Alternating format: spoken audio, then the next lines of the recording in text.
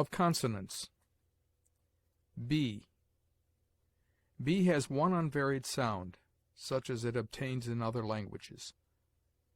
It is mute in det, debtor, subtle, doubt, lamb, limb, dumb, thumb, climb, comb, womb.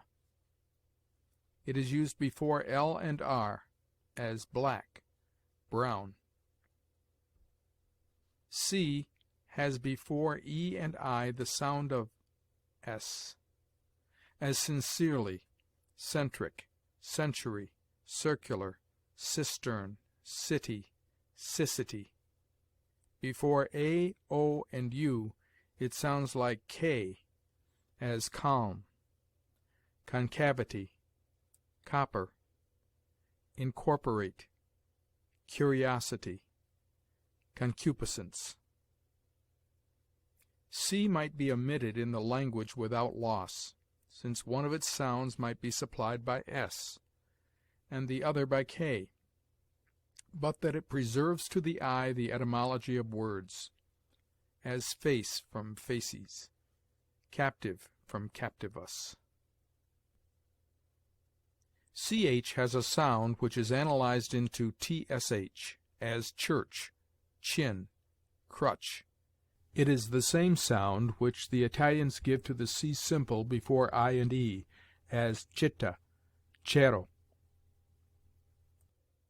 CH is sounded like K in words derived from the Greek, as chemist, scheme, collar.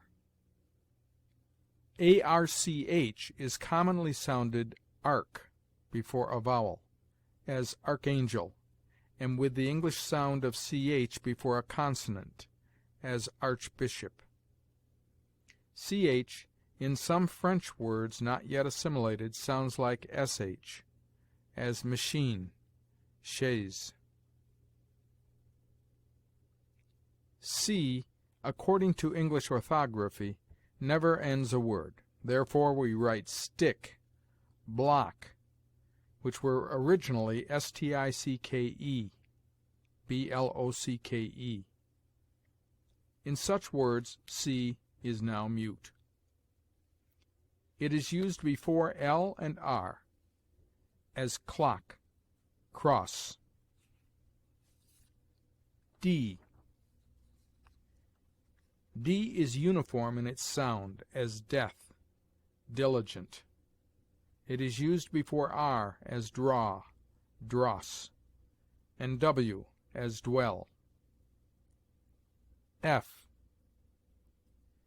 F, though having a name beginning with a vowel, is numbered by the grammarians among the semivowels, yet has this quality of a mute, that it is commodiously sounded before a liquid, as flask, fry, freckle.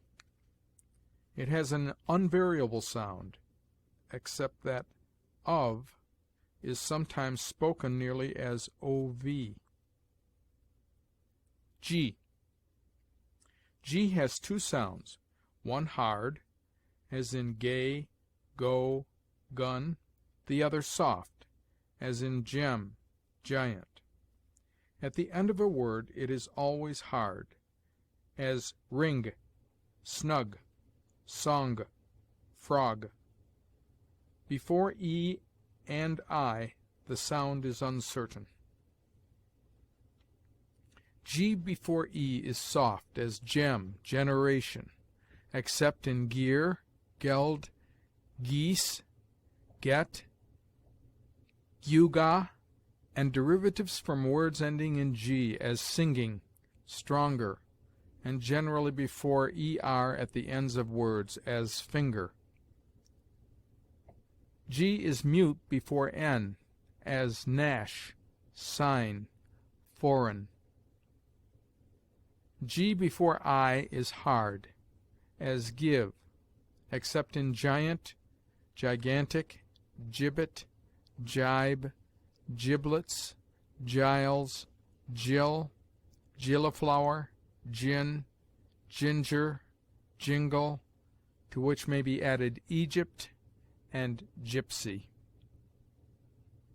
GH in the beginning of a word has the sound of the hard G, as ghostly. In the middle and sometimes at the end it is quite silent, as though, right, sought. Spoken THO, RITE, SOUTE. It has often at the end the sound of F, as laugh, whence laughter retains the same sound in the middle. Cough, trough, sough, tough, enough, slough. It is not to be doubted but that in the original pronunciation GH has the force of a consonant deeply guttural, which is still continued among the Scotch. G is used before H, L, and R. H. H is a note of aspiration, and shows that the following vowel must be pronounced with a strong emission of breath, as hat, horse. It seldom begins any but the first syllable, in which it is always sounded with a full breath, except in heir, herb, ostler, honor, humble, honest, humor, and their derivatives. It sometimes begins middle or final syllables in words compounded, as blockhead, or derived from the Latin, as comprehend. J. J consonant sounds uniformly like the soft G, and is therefore a letter useless, except in etymology, as ejaculation, jester, jocund, juice. K. K has the sound of hard C, and is used before E and I, where, according to English analogy, C would be soft, as kept, king, skirt, skeptic, for so it should be written, not SCEPTICK, because SC is sounded like S, as in seen. It is used before N as Nell, not, but totally loses its sound in modern pronunciation. K is never doubled, but C is used before it to shorten the vowel by a double consonant, as cockle, pickle. L. L has in English the same liquid sound as in other languages. The custom is to double the L at the end of monosyllables, as kill, will, full. These words were originally written KILLE, WILLE, FULLE. And when the E first grew silent, and was afterward omitted, the LL was retained to give force, according to the analogy of our language, to the foregoing vowel.